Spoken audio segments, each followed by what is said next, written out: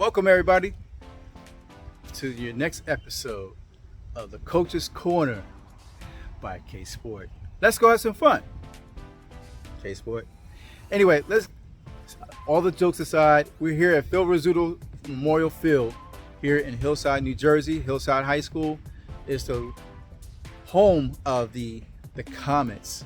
This school has always been a treasure in the gym by itself because it's always kind of set up in a hillside format where it's nestled right up against Newark and Irvington and in between Elizabeth and a few other towns in Union County, because the fact that it's small enough but yet big enough to carry everything in between. You see, Hillside has always been a treasure because hardly every time you went to go to your football games, if you're not from Hillside or the general area, you would not know if they were playing, even when I was in high school. So I wanted to come out here today and also put some highlight and promotions along with Hillside High School. And one of the biggest things that we came out for today is one of the Grant brothers. Barris Grant is now the long-standing Hillside coach who has turned over their losing ways into a winning tradition here and made it a career of all the winnings that they have won. They won state championships in the past several years. They have won. They've always been in the hunt for the state championship. They have kids who have actually played at the national level for Pop Warner and looking in the hunt as for on that national level. They have kids going off to major Power 5 schools over the past several years. So it is something to be heard of, and we would like to make sure that you have the opportunity to get to know the Grant brothers. And Barris is actually the younger of the two Grant brothers, and we will be looking forward to speaking with Barris, as well as when we get a chance to catch up with his older brother Darnell at West Orange High School. So we're looking forward as you come to us. Grab your popcorn, grab your drinks, sit down, have some fun with us, and enjoy the show. Let's go have some fun. We'll be back with you in a few moments.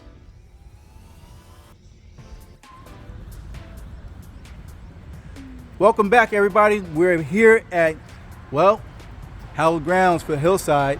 I'm not sure about everybody else because we was never sure where this place was. This is Phil Rizzuto Field, and as you see, it says Gold Comets in the background. But right in front of me is this big hulking guy, young guy for that matter, class of 1995 legend of Irvington High School, now head coach of Hillside Comets. None other than Barris Grant. How we doing, everybody? I want to make one correction. It's class of 97. Class of 97, Class even of better. 97. Well, your brother was what year? He might have been 92. 92. So, okay, so you guys are about 4 or 5 years between each other.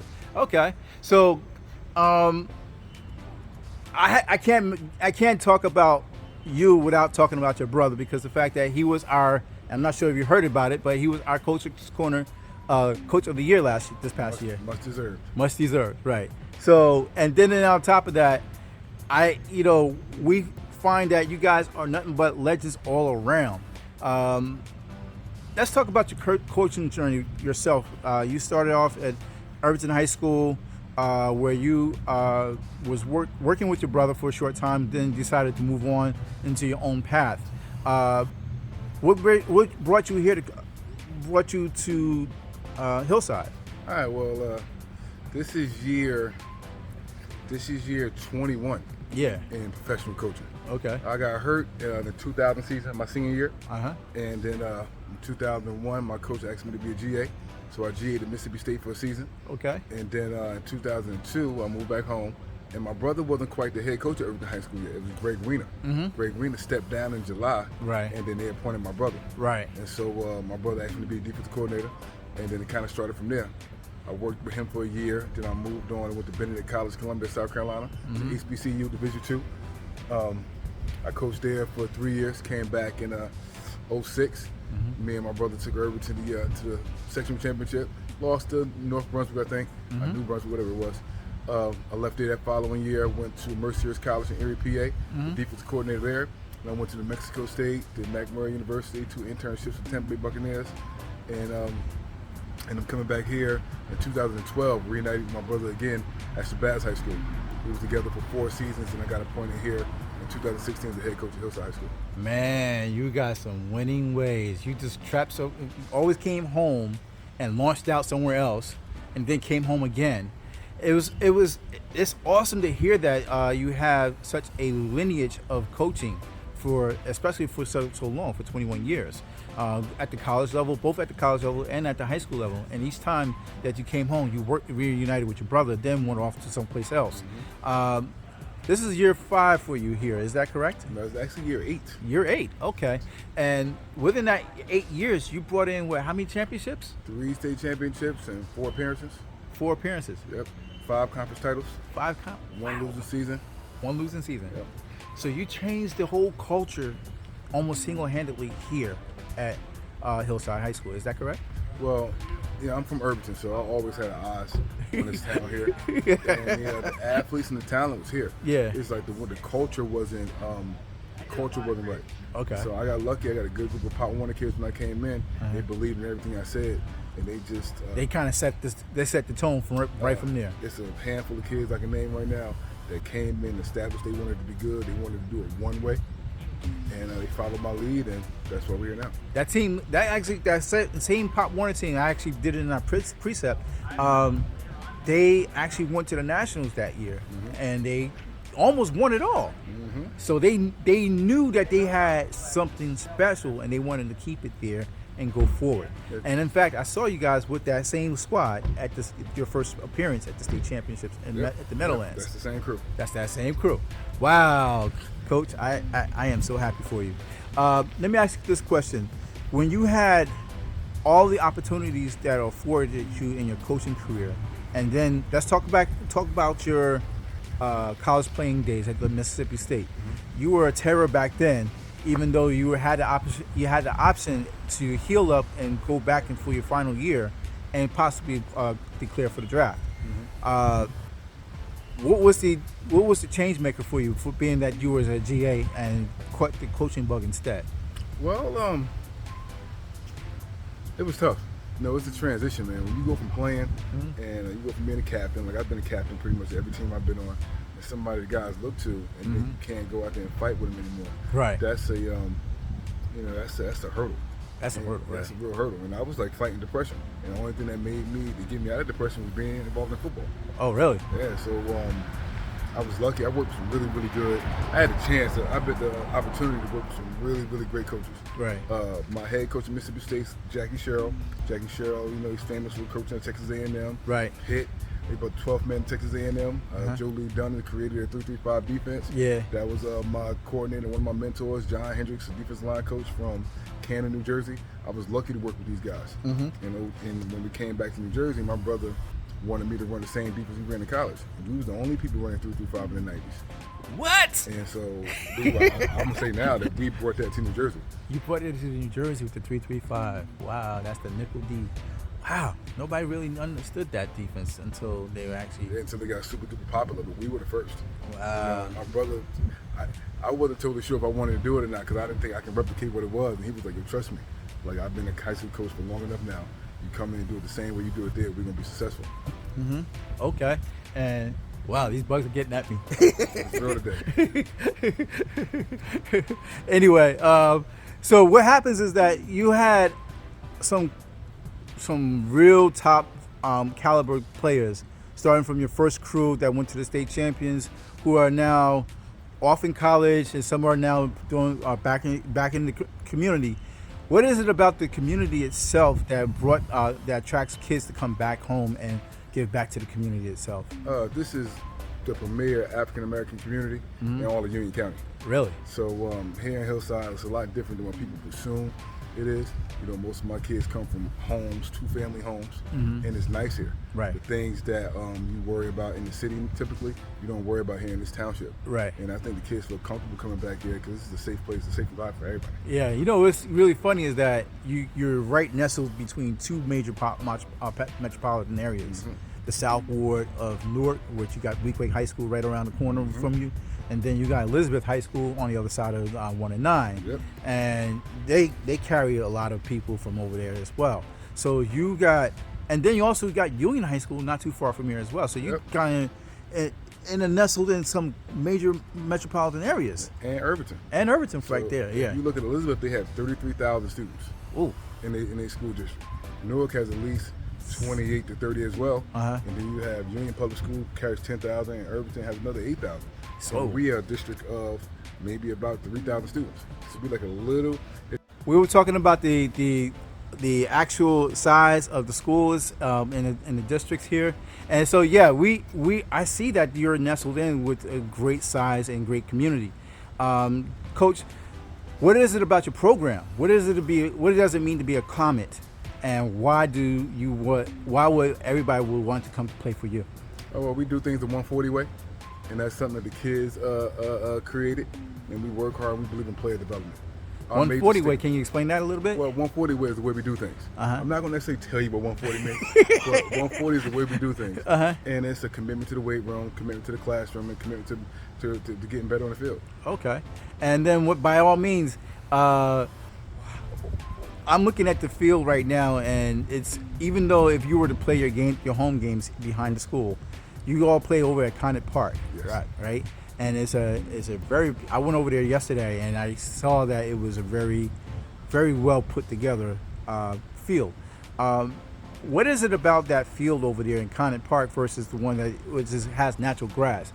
Is there a little bit of difference there, or is it something that attracts the championship way over there at Connet Field? Or Well, our stadium at KONER is $1.5 million. Oh yeah, of course. That's the first thing. Here we practice on natural grass every day. All Uh-huh. right, that's where our toughness comes from. Uh-huh. It's uneven, it's lumpy, it's old school, and that's where our toughness comes from. Right. And the park is where our finesse is. Oh, yeah, and finesse. So we like to build it up here and then go out there and show it off when we get down there. That's the black gates. Anytime we play inside the KONER Park, you play inside the black gates. If you notice, outline the gates are all black. I saw that. Yeah, I saw that. We're the only people that use that field. Us and our soccer team and our girls flag football. I mean, it's beautiful. They take great care of it. Yeah. You know, Saturdays at 1 o'clock, the best show in Union County. Oh wow!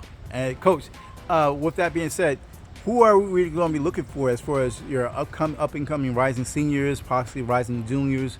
That would be somebody that people will want to look for as far as scouts and colleges and things of that nature. All right. I guess first we have our only committed guy right now, Diego Rodriguez, left tackle, 6'6", 280 pounds. He's going to UConn.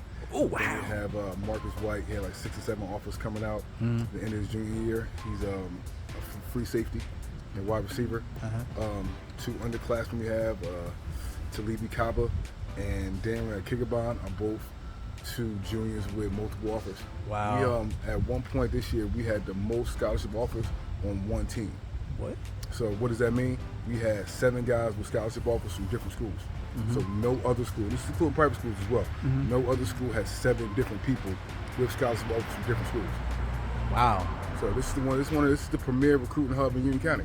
So if you want a player, people come here to get them because we do things the 140 way. 140 way. Okay. I like that 140 mentality. You know, even though I don't know what it is, but so, Coach Grant, I have to ask this question: with all the accolades that you have and all the things that you have accomplished in the past 21 years as a coach, whether at the college level, high school level, and even as a player yourself, what is it that you cherish the most? It makes me happy to watch my players smile and achieve their goals. You know, we say here that like my defensive coordinator Thomas Weaver won a national championship with Villanova. Okay. You know, there's no greater feeling than setting out to do something and getting it done, and to look at the jubilation in their eyes when we set a goal and they reach that goal. Okay. That don't change. The kids may change, but watching the kid get what he wants through hard work and dedication, that's the thing that makes me happy. Well, Coach, I see that. Now, let me ask you another question real quick.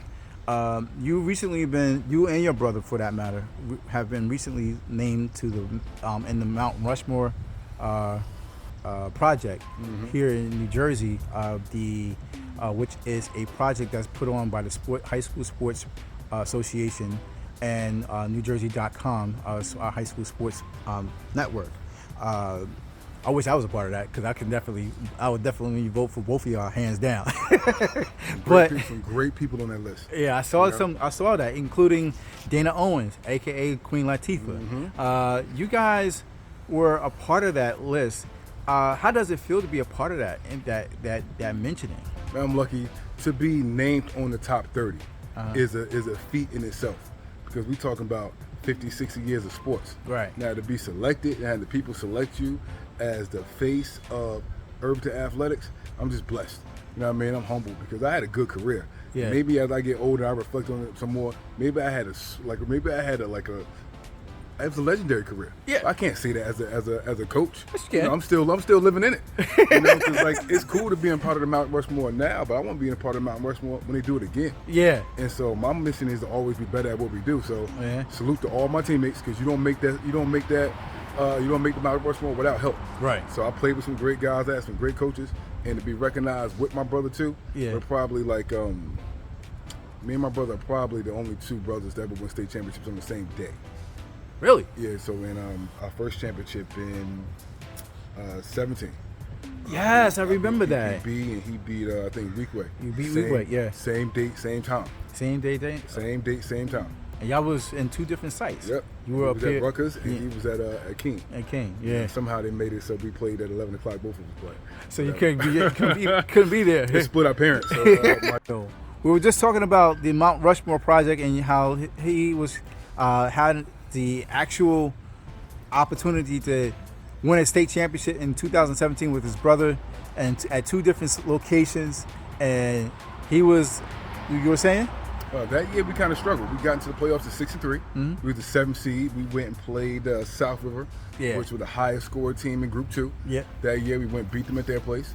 And then we played A.L. Johnson in Clark. They beat us for the conference championship that year. Mm-hmm. We came, got a great touchdown by James Lewis in the fourth quarter to close that game out. Mm-hmm. And then we came and beat PPB, which was the #1 seed Wow. that year. So that team wasn't destined. They just believed in themselves. Mm-hmm. And we had an opportunity. They just fought the whole time. Wow. And then your brother went and beat Weekway that same year as well. So it was a good day for the Good for the Grant family. Always good for the Grant family when y'all win. and you know what? It was kind of funny because I saw you out in Phillipsburg last year at his sectional game, and when they upset Phillipsburg, and not knowing that you all had lost. No, we played the next day. Oh, you played the next day. Yeah, so we were supposed to play on Friday as well. Uh-huh. But it was a freaky snowstorm winter weather that scared everybody and spooked them and moved our game to 2 o'clock on Saturday. Oh, so that's how that happened. So I was not sure if you guys were playing or did play or whatever. Because normally I was like, wait a minute, Riverdale's not that far from Petersburg, but at the same time, that would be kind of quick if you just came straight down. Yeah, that's you talking about the last exit on 78 compared to one of the last exits on the Parkway. Yeah. So I just, we had practice that day and I had to come. I always support my brother. Yeah. So I had to come. I was glad I made it there to watch him change that program. Right. Because West Orange will never be the same. No, actually, West Orange will never be the same after that because they actually are now defending sectional champions. Mm-hmm. You guys was within a touch. I think you guys lost by 13 points. 13 points. Mm-hmm. So you were down by 2 touchdowns, and had an opportunity to actually close it out with some help with some extra penalties, for what I understand. But still, they were able to kind of keep you vaulted down a little bit. Yeah, for us, that. The 2022 season was different for my program because they moved us up a group. We're the third smallest team in Group 3. You're the third smallest? Yep. Wow. So naturally you're a Group 2 school. Every sport in this building is Group 2. Every sport is a Group 2 school, but you guys got bumped up to a Group 3. So how does it feel to play in the bigger guys? Something we got to get prepared for. Last year it was new. Yeah. Because we the way the state had it set up, for our 3 title runs, we all played in the South. Right. So we would go the last 19 on the 3-peat. We traveled down to Hattonfield, in the semis, and then West Denver for the final. Yeah, so you're going deep down there. And then we played Cedar Creek at Rutgers. Right. So those are teams a lot further than our exit on the turnpike. So now while playing in Group 3, now we're in the North. Yeah. So Riverdale, Old Japan, and Parsippany Hills are all at least 40 minutes away from there. Yeah. You know, so. And you know what? Extreme north, we was extreme south, now we're extreme north. It's nothing in between, right? So let me ask you this question: when you played against Par Hills last year, and they were all confident, I actually worked with a few of them and say, "Yo," they were beating their chest like, "We're going to beat Hillside, this and that." And then when they came in the following week and I asked them what happened, they said, "I don't want to talk about it." What did happen there? We took an early lead. They fought back, and then we scored The last 21 in the fourth quarter. Really? Yeah. So that game right there was just a testament to the kids. That was a testament because it was Not giving up. It got shootout. dark. Yeah, It got dark. Yeah. It got dark. Around the second, third quarter, it got dark. We threw a couple of picks, and then our quarterback, Killer Salters, found Darvin Tunis going up our sideline. Wow. 4th down, 4th and 12. 4th and 12, he found the sideline. Coach, I am so happy to hear this, because the fact that you guys have always been known to be fighters and always be resilient. What is it about the players that buys in, that comes in for the the next crop that comes in, the incoming freshmen, transfers, and things? Okay, we're talking about the buying into the program with newer recruits and newer players who are coming into Hillside High School as freshmen and transfers. Coach, what is it about the program that they're seeing? We coach everybody the same way. So we coach our freshmen and our seniors together. Oh, you and do? So being able to do that is one message all the time. I got great assistant coaches that follows vertical leadership, and we all stay the same way. So I trust my coaches to coach, and because these guys are grown men with a lot of success, and we want to build our program from within. It's always good to have people come in, but it got to start from the ground up. And it also reflects in the college recruits that come in as well, right? Yeah. So a college coach. When a college gets one of our kids, they understand they know how to work. Weight room won't be new, working hard won't be new, film room work won't be new. It's kind of how we do things. When I came in to speak with you yesterday, I got a peek at your weight room, and the first thing that when you blew the whistle, everybody was quiet. It was like you could hear a pin drop. That goes into and this is it's a testament to you as it complements the opportunities to go. As far as the kids that are buying in and understanding the program and what's needed to be done. Coach, I also want to ask you this question because I was always wondering, what is it about your program, man? We pride ourselves on playing good defense. We play offense for fun. Okay. So that's why you ever see us, we're like having a super good time on offense, because we do offense for fun. Okay. Defense is how we build the ship. Right. Offense is where we get where the highlights come from. Okay. Now let me ask you this question, because I was actually in Glenbridge a couple days ago, and Coach Mons sent a special shout out to you for the 7-on-7, and because the fact. Oh, he did good. They came out and surprised. We watched them, and they did really, really good versus some other teams. Yeah. And then we was like, the proof was in the pudding. They came out, and they didn't flinch against us. So I thought that was pretty cool, man, because 7-on-7 is not like regular football. No, it's not. But it's still good to see. It's good to see your kids compete. Yeah, and kids win. They went hard, man. I was like, wow, look at this. Yeah, it was so surprising because he had me cracking up. He said, "Coach, shout out to Coach Grant. We surprised him and everything. Ask him about it." He did good. Yeah. I was hoping to get a chance to see him again in the playoffs. We didn't make it to the championship game that day, but we didn't get a chance to get that rematch. So next year we can get together. Oh, probably, maybe. He said that his exact words were, "I don't probably want to go up against him in full pass, but 7-on-7, 7-on-7, yeah, we could do that again." So you were very surprised at some of the programs that are, like Glenbridge, who actually had who was also a hidden gem in a sense, where people kind of overlooked them on a regular basis, now are making noise all the way around. They went deep into RIT last year. In fact, won it all.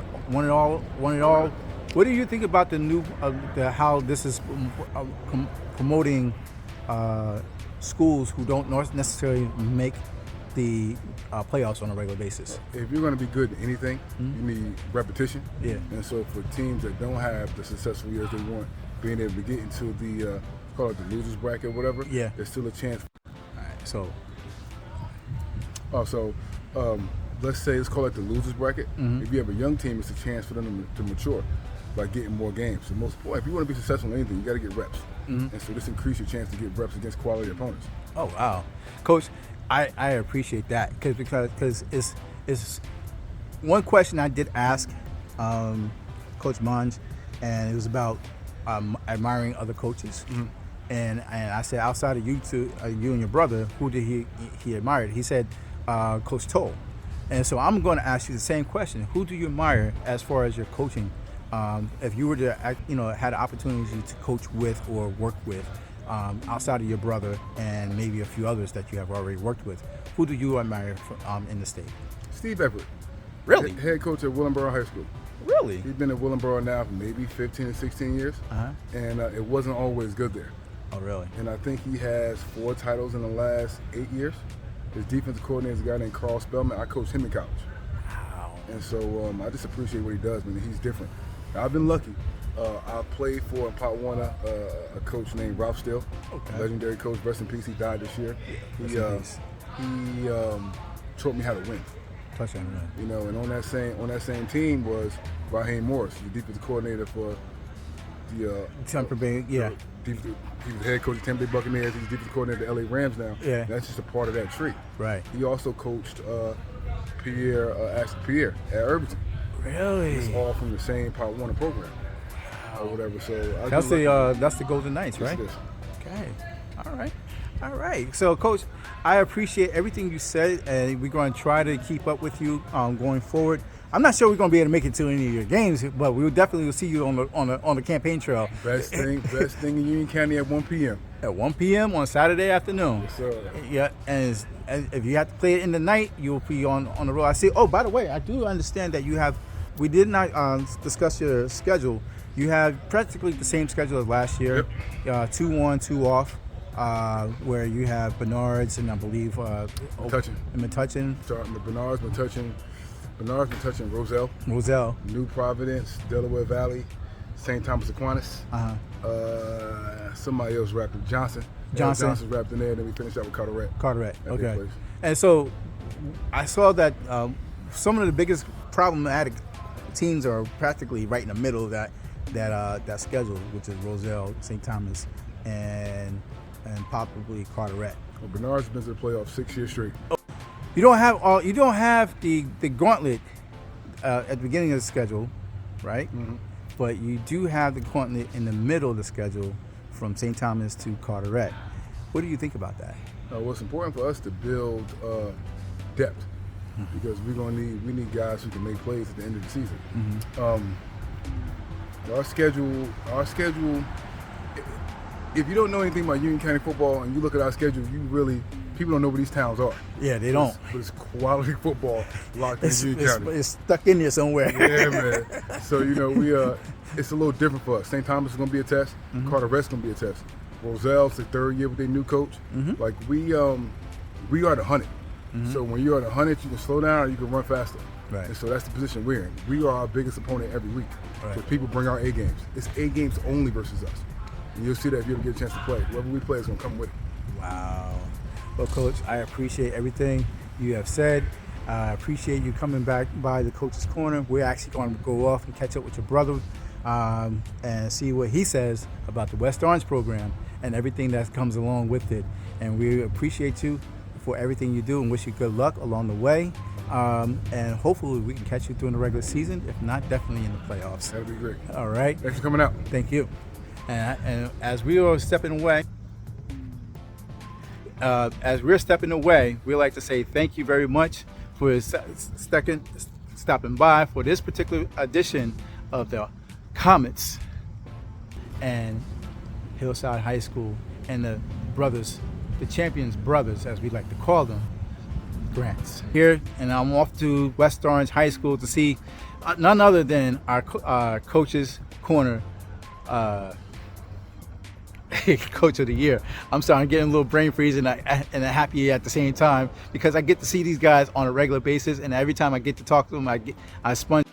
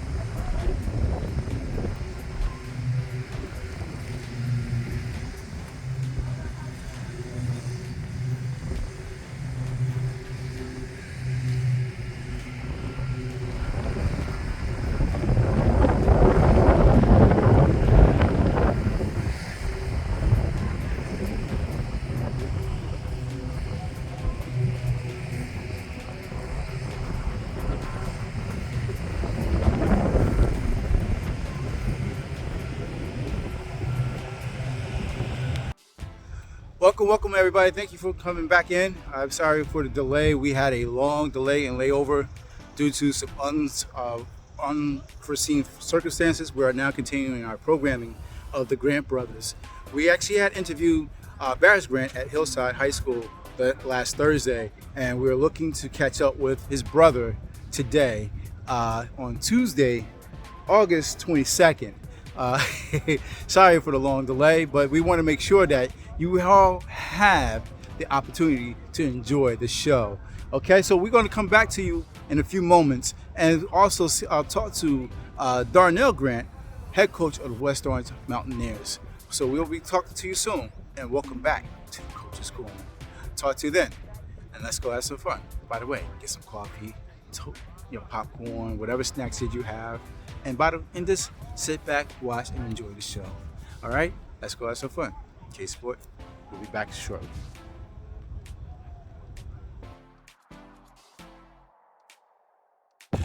Welcome back, everybody. This is Kerry here from the Coach's Corner, KSPORT Incorporated.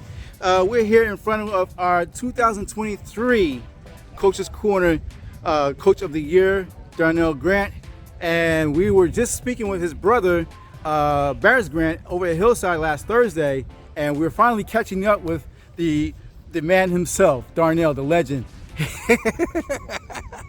Well, anyway, Coach, just jumping right into it, being that you were our Coach of the Year this past year, and you're returning a solid group of kids this year. You graduated a couple kids, including Sabur Kareem, who's off at Illinois at the present time. You have another kid that's in Connecticut, and then you have a few others that are now up and coming. What is it about the program, man? What is it about the secret sauce that you have? Well, we can't give away the secret sauce, but I say this, though. We work really, really hard at developing on lower levels. I think that the kids we coming with a focus and a purpose. They know they're coming here to try to be the best high school player they can possibly be, and hopefully someone can see their talent and they go and do that at the next level. So I think that being our focus, I think we're seeing the fruits of our labor and the dividends from all that hard work. True. And I noticed that there are a couple of new faces along the way, but we won't speak about who's here. But we'll just make knowledge that there are some new faces here. Are you happy with the cream of the crop that's starting to bubble up into the West Orange program? Like you say let your mouth be quiet, let your game be loud. Yeah. So I think our game is pretty loud. I think you can see what we've been, what we've been able to do, and how we work. And I think that I'm happy that our kids in town are really growing up and not leaving and standing up within our program. And I think that families are making conscious decisions on what we have to offer and who we are and what's on. Okay, so now what happens is that being what you're saying, as the people are staying home, that is a constant trend right now. At one point in time, they were going to the big private schools and everything. Do you think that the change of the guard is coming? And if so, with the fact that you were 8-4 last year, kind of put everybody on notice? Well, I don't know about that, because every year's a new year and every year you got to start again. But I'm seeing, when I first got here, we had 13 kids that were playing elsewhere outside of town who lived here, who were actually pretty good players. Right. So I think for us, the only thing we can do is, like I said, build up another mousetrap, right? Work as hard as we can to make our program a success. And if people, our kids see it and they want to be a part of it next day. There's nothing like playing in your hometown, your home city, in front of your family and friends. Nothing like that. I asked your brother this, and I wanted to ask you the same question. What is it about the feeder program that comes into the high school, and how does that kind of play into your overall game plan? So we rely on our feeder program 100%. But we have football starts at West Orange. In kindergarten, it goes all the way to 8th grade. We have a team on every level. We have flag football. We're playing tackle starting in 4th grade. So I think that's a big part of it. So the kids are growing up in the Mountaineer way, right? We're the Mustangs, the Mountaineers. That's one of our things. And they're growing up in our way, and they're growing up learning to love our program, and they know there's a part that they're a part of it. They know there's a home here. Our coaches help the youth coaches out, so they're running similar systems as us. So they come in and just feel ready to play and just ready to go. And they will already know your game schemes and everything else. By all means, Coach, you have let's talk about last year for a hot second. All right. You went 8-4, made it all the way to the sectionals, beat Phillipsburg in their town, and they were so upset after you left. All they could focus on was on Easton the following day, the following week. But they were so upset for being, because they didn't expect West Orange to come all the way out there and just, give them a fight. What was it about that season that you had to face the Dye brothers twice?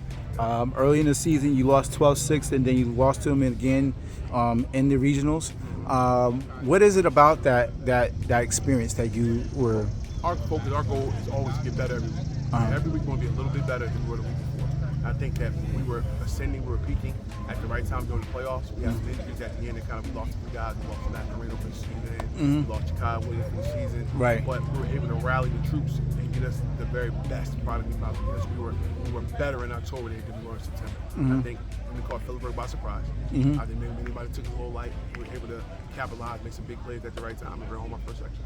Well, that gave West Orange a first championship altogether, and that's almost like in almost 40 years that they had it, right? That's before the merge, the West Orange Mountain High School merge, and I think the last time they had it was at Mountain High School. Coach, let me ask another question. Do you feel that the continuing ways that you have brought the winning ways that you have from Irvington to Shabazz and now here, and I asked you this plenty of times, but I still get fathomed and awe at how you were able to do it. Were you able to see how the kids are starting to mature and find a way to buy into the program? Exactly. Well, it starts with my fantastic staff. I have, in my opinion, the best coaching staff in the state. Cyrus Harbin, our defensive coordinator, Chuck Keegan, our O-line coach, Pascal, our receiver coach, Andrew Mazurek, Joe Anderson, Richard Forfa. All these guys do a hell of a job for us, man. They really do a good job of pouring into the kids, teaching them to be better men first and better football players second. And I just think that that's the proof in the pudding. I think that by being a part of our program, being immersed in our culture, I think it produces it. Well, let me ask you another question then. Being about the culture, what is it about the culture here? I just think that, for us, we come with a formula, and I think they more than complete it. From the parents to the school administration to the people in the highest office, highest elected officials, this is what they want. They wanted winning football. They wanted a program they could be proud of. They wanted the kids to have that mountaineer pride. And I think this is the byproduct of that hard work and that thought process and those ideas. And Coach, we have plenty of opportunities to see you guys go to work. Starting off with your schedule, you got your first game come week 1. You by choice you forgone the week 0 scheduling because of the fact that even though it's only given to those who are in the playoffs and they had the opportunity to take that, they chose to do so. But you guys chose to forego it and see the usual suspect in the first week, which is Montclair. Now, I spoke to Jermaine last week, and he's told me that he's after all of that was said and done, they felt that they were the dark horse in the playoffs had they stayed in. Do you think that would have been the case if y'all had gotten knocked heads again? Now, you never know. But, Jermaine's a good coach, and I know they really work hard. They have some really good guys on the staff, Chris Stern, and Bill Johnson, who's been around forever. Yeah. Awesome coach, whoever. So you always have a chance. With great coaching and kids that buy, you always have a chance. So it's like always a puncher's chance. But that's our rivalry, man. So that's one of our closest rivals. Each week for us is a big game. Each week we play somebody pretty good from our area. So, it's a gauntlet. Well, the gauntlet. Speaking of that gauntlet, you got Montclair, Bloomfield, then P-Tech, and Mount Olive. Yeah. All right. So now we all know Bloomfield has been in the cage for a little while, but Mike has something in store for everybody this year, for what I understand. What do you think about that? Being that that's going just on the first half of the season, because the fact that you have a double gauntlet on the back end. Yes. But that's why you do it. That's what you do. That's what it's all about, right? Right. You want to play the best people in the biggest stages, in the biggest games, and you want to give kids the opportunity to get the highest level. Right? So I feel like as public school goes, I think maybe we have one of the toughest public school schedules in the state of New Jersey, but we won it that way. Wow. And because you got Bayonne on the second half, you got Bayonne, EO, North Bergen, and Irvington. Yeah. Now, EO is always the deciding factor because the fact that You guys are always knocking heads for the division. So depending on how things are working for either school, do you expect that to be the same thing again? That's always a war. It's always a war. I mean, for whatever reasons, they have their reasons. That's a big game for them. We have our reasons for that. That's a big game for us. It's a war. It's a war. That's the biggest and the best. That's the biggest game in our opinion, in the county. Right? All the stars will be out. You know, it'll be an awesome game. Hopefully, I know they have some issues with the field. You know, I hope that maybe we can host the game here on that Friday night and play them away next year or whatever. Like, I mean, I just think that our kids, East Orange, West Orange, we deserve a big stage. We deserve the biggest possible stage. And a biggest I mean, last year you had over 2,500 people. Easily. And you can, I mean, literally shoulder to shoulder. Yes. And they're talking about being at School Stadium, which is a bigger venue that could host pretty much almost 5,000 easy on both sides. So with that being said, and the fact that they're getting their new field put in installed at the same time, you have an opportunity to play for something bigger. And the opportunity is playing for the state this year, because the fact that with being that you're coming in at a higher seed in the division, supposedly. Do you think that with everything that you have here, all your weapons, including David Moore and a few other kids that are coming up from the freshman class last year now rising sophomores, do you have the weaponry that you can actually go to on a regular basis? We think so. I mean, David's having a fantastic offseason. Farrah Green's having a fantastic offseason. Micah Howell's having a fantastic offseason as well, along with the rest of that strong sophomore supporting class. So we feel like we have, our juniors are that undefeated freshman team from 2 years ago. Our sophomores were really, really good last year. I believe they were undefeated, and these seniors are our second group. So we really have really good feelings, really strong vibes about this team. What we can do. Well, that being that you have a group here, you have something to build on from the, I see the magic from what you did over in Shabazz. I see the same thing happening there, and also when you did it in Irvington as well. Do you think that with all the competition that you got smoke coming in on the back end of the schedule, no Thanksgiving Day, but at the same time, possibility straight out of the gate going straight into the playoffs with a bye, providing that you don't get tripped up by the Dye brothers. How do you think about that? Is there pressure on you right now, or is there? No, definitely. I've been doing this a long time. I've been a head coach a long time. So we know that it's 1 week at a time, 1 day at a time, 1 game at a time, 1 play at a time.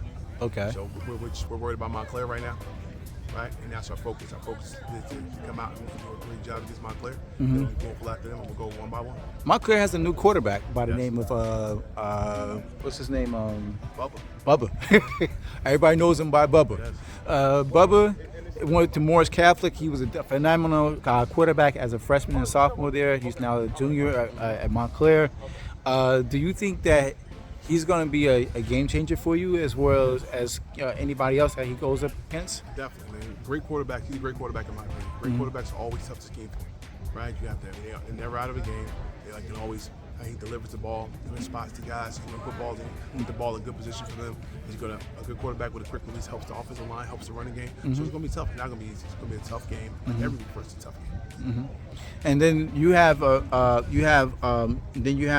if you were to look down the way, you have East Orange's Fisher coming in, another one, right? So both of these guys are plus 1,200 yards or better in passing, and then also on rushing, they're plus a couple hundred yards or better as well, averaging 3 or 5 to 6 yards a carry. So you have a dual threat situations on both of those teams, and then you also have a dual threat of your own. Do you think that, with that being said, that it will even out the game a little bit? We hope so. I mean, the game's changing now. Like the days of the drop back pass, the standalone drop back pass, are pretty much over. I think all quarterbacks have to be a dual threat and be able to kind of help with their legs. So I mean, that's what we'll see it a bunch, and we'll prepare for it best we can. But again, those are really great players, great talents from great programs. So it's going to be, we got our hands full. And now, I asked a few coaches this question, and I'm just going to throw it out there. And I know you said it before, but I want to hear it again. Would you ever entertain teams from out of state? Yes, that's what. I mean, the matchup has to be right, but I would love to play someone else and get that experience. And what's better than that? What's better than having a home and home? You know, with a team from out of state coming to visit you 1 year and you going there the next. Different community, different culture. Different situation, yeah. It's something that they can take with them. I mean, look, let's be honest. The majority of our kids, after high school, football's over, right? So that's coaches and as a state, our kids deserve for us to try to give them the best possible football experience. And then with that being said, that some of them are, half of your kids are aspiring to be in the top Power Fives or even in the top tiers of the FCS, and then and D2, elite D2 for that matter. You have a well of knowledge for that happening. I mean, of course, yourself and your brother both played at top tier schools in college. And now, also, I want to congratulate you being named to Irvington's Mount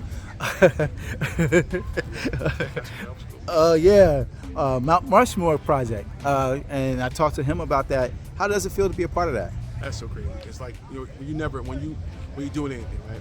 It's like I just wanted to make my mama proud, man. That's what I wanted to do as a young boy and even as a young coach. That's my hometown. That's where I grew up. So I didn't want to be the guy that fumbled the ball, so to speak. You know, all my friends and family were watching every week, and you know, it was special to us while we were there. So we just wanted to do a good job and give the kids a better opportunity we had coming up. That's all it was. It wasn't, you know, I want to be this coach. I didn't think. I was young. I was less than 30 years old. Yeah. But I got the head job. I was 23 when Gilbert hired me.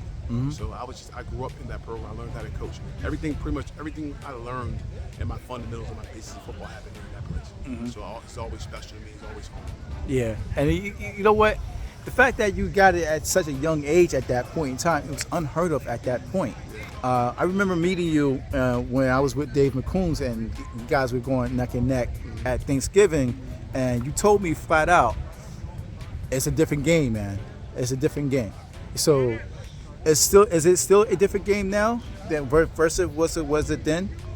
I guess I still get excited. I still get excited about it. I still enjoy everything about it. I still enjoy the double sessions, the grind of the summer. So I guess for me, it was different back then. I was a young boy, but it's still the same. I still feel the same. I still love it the way I used to. And then you had the experiences of coaching with your brother at the same time. Yes. And when he went off to coach at the college level, then came back to you. And then each time, it was a different experience. And each time y'all managed to get to the States at that point in time. And then when you guys decided to go different directions, but yet you guys stayed together. It's a tight-knit family. Coach, I got to ask this other question because the fact that I asked this question to Coach Mons over at Glenridge, and I also asked your brother the same question. What is it about your program, man? You know what, man? I just don't. I mean,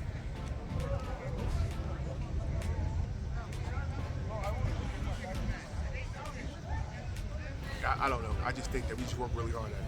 We work really, really hard. We try the best we can, and we love our kids, man. We love our players. So we coach. I try to coach my kids like as if they were my own sons, and I plan for them in the future. I plan for my own children. I celebrate every win. And I die every loss with them. So I think those are the things that just make it special. I think that every coach does that. Every coach is out there doing the best he can by his kids. I just think that for us, we've just been fortunate for things to come the right way. All right. And Coach, you mentioned your two sons. Now I had the pleasure of meeting them, and they're chip off the old block a little bit. Yeah, well, I have 4 sons. So you met the youngest two. The youngest two, yeah. And you got the 2 older ones, right? What is it that you instill to your own 4 kids that they can take with them, that you see that you're instilling with the kids here at the school? It's really simple. It's the lesson I learned from my mom and my dad. Whatever you do, try to be the very best at it. So if you're going to do whatever, my dad always said, whatever you want to do. I don't care if you want to play a guitar. I don't care if you want to beat a drum. I don't care if you want to be a CEO of a company. Go and be the best. And that's my mantra. I try to preach to my kids. So as a student, I just try to be the best student I can be. As a teacher, I try to be the best teacher I can be. And as a coach, I try to be the best coach I can be. Good. Coach, I appreciate everything that you have done so far. I'm looking forward to catching up with you during the season. Because we're definitely going to see each other during the EO West Orange game. Possibly, I'll probably catch up with you sometime before that point. We want to say thank you for all that you have done. You are still our Coach of the Year for the 2023, and we will be looking forward to getting the next coach of the year. But at the same time, you never know. You may get beat 2 times in a row. Well, I'll tell you what, it turned out pretty good this time. So if I can get it again, that means it turned out good. I'll take it. Thank you, Terry. You're welcome. And we want to say to all those, and for all those who are here at West Orange, and also we want to say thank you very much for all of you for tuning in to our special here with the Grant brothers, Barris and Darnell. We're looking forward to seeing the rest of them during the season, and we will catch up with you whenever we can. So watch out for all our updates on all our channels on FB and Twitter, as well as a few other places in between. Max Preps as well. If you are a fan of Max Preps, follow us on Max Preps for all the high schools that we're working with. And we look forward to seeing you then. Until then, let's go have some fun. KSPORT, I'm Kerry. Talk to you later.